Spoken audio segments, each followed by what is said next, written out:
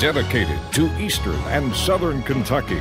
This is WYMT Mountain News Weekend Edition.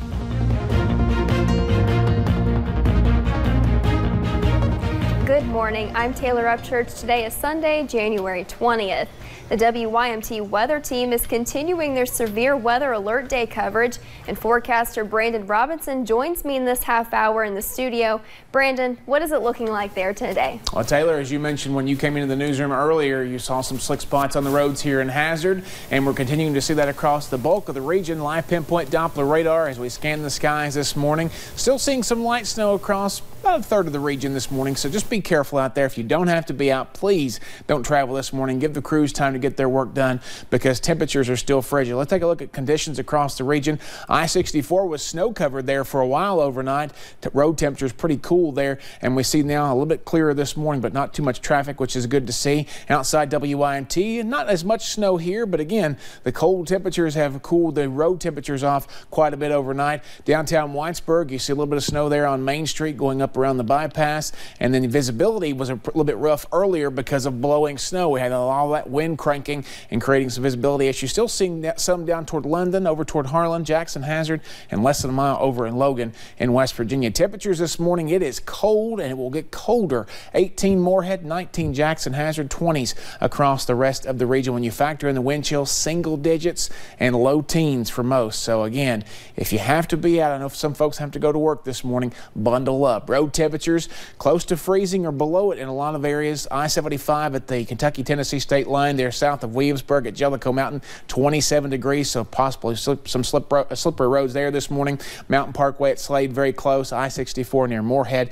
Again, just be careful as you travel. Planner for today, we are going to see temperatures again continue to fall throughout the morning going into the evening. We could be down to the single digits overnight, Taylor, so we'll keep you posted and get the full forecast for you here in just a few minutes. Thanks, Brandon. And stemming off of his forecast, 'tis the season to give your car the tender loving care it needs to survive the plunder of winter. So if you have not already checked in with your local dealership or mechanic to find out the best way to winterize your car, I put together a list here for you. You need to check your vehicle before you leave. Experts at Tim Short Chrysler in Hazard have a few tips for drivers this winter season. You need to start your vehicle and let it run for just a few minutes, especially when it's really cold till it gets to temperature. This is a pretty common step. We defrost the windshield, we check our wipers, usually. But there might be a few things we forget to look at, like taking a quick peek at tire pressure on all 4 of our tires on a weekly basis. They'll crack what they call dry rotting and stuff in your tires, and make sure that your tread is up to par on these slick roads. It's also important to keep an eye on your headlights so you can, well, keep an eye on the roads. And we cannot forget the yearly battery checkup because being stranded in the snow is never a safe situation to end up in. We get calls, we have to go and help boost people off in bad weather situations. You can get stranded with your family, so your battery really needs to be maintained.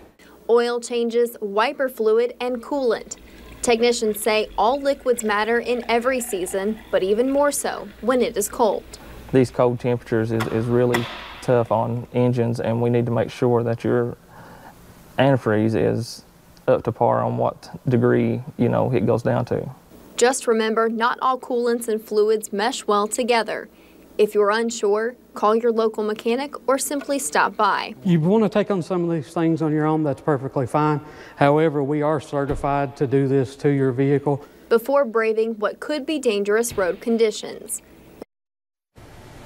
If you missed any of those tips and you have plans to travel in the rain and snow the next couple of days, be sure to go to our website, WYMT.com. We will have them listed for you there.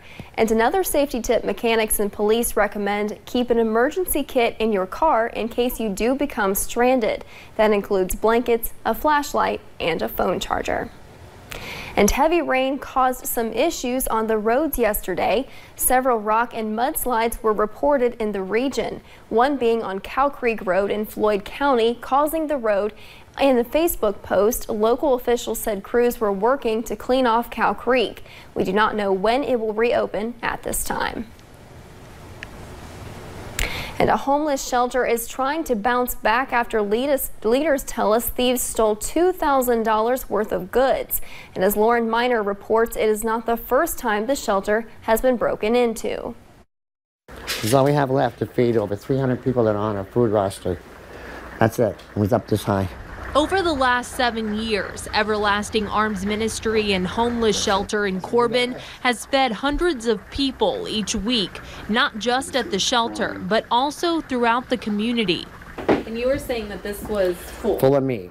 It was full to the top. Oscar Delgado is the supervisor of the shelter. He says on Wednesday night, while everyone was at church, thieves stole $2,000 worth of meat, canned goods, and other food items. We believe was probably a resident that used to stay here because they know we go to this church every Tuesday or Wednesday. This isn't the first time the shelter has been broken into. On Christmas Eve, doors to the building were ripped off the hinges, and thieves got away with thousands of dollars worth of food and mattresses.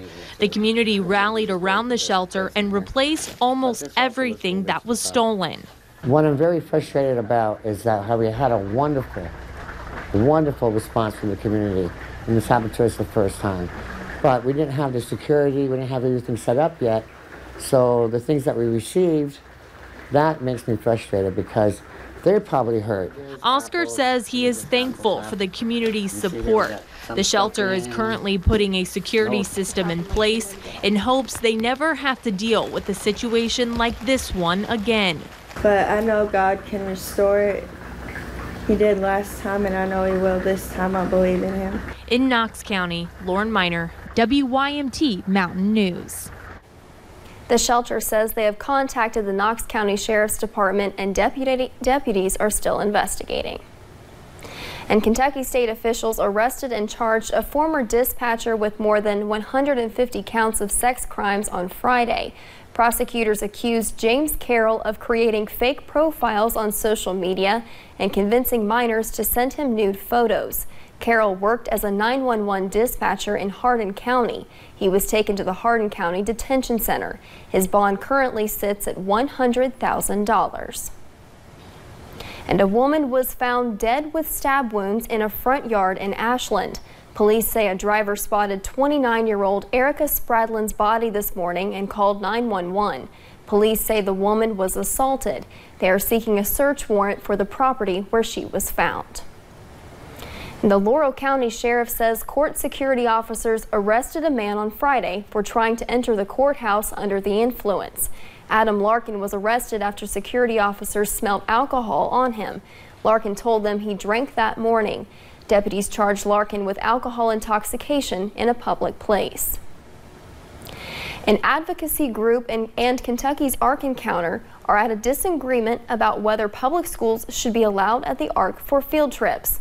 The Courier-Journal reports the Freedom from Religion Foundation sent letters to more than 1,000 public school districts in 5 states, stating that trips to the encounter are unconstitutional.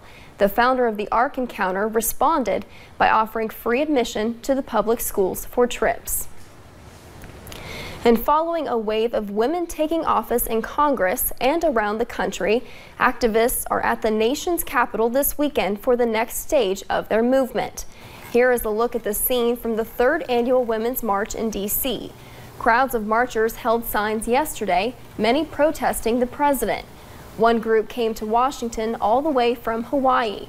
Some participants say despite controversy leading up to the march, they are still determined to push forward with their platform.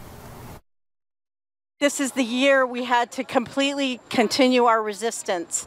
We have turned the House, we have women in Congress, and don't let anybody interrupt our voice.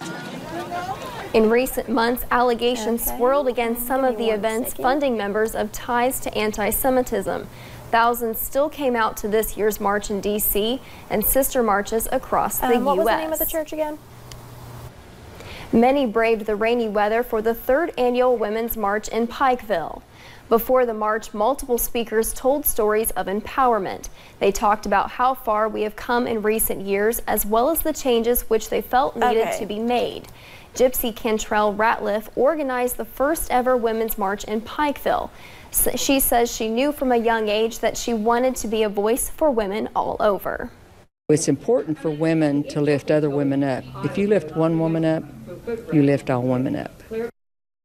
Appalachian Symphony played music during the event. Organizers of the Women's March asked those attending to bring donations of the feminine hygiene products and diapers.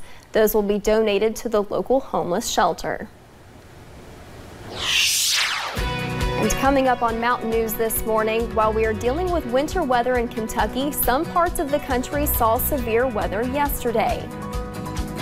And later in sports, hear from Kentucky basketball head coach John Calipari following yesterday's top 25 win over Auburn. Our severe weather alert day coverage continues this morning, and we'll have the latest on road conditions and the full forecast coming up in a few minutes.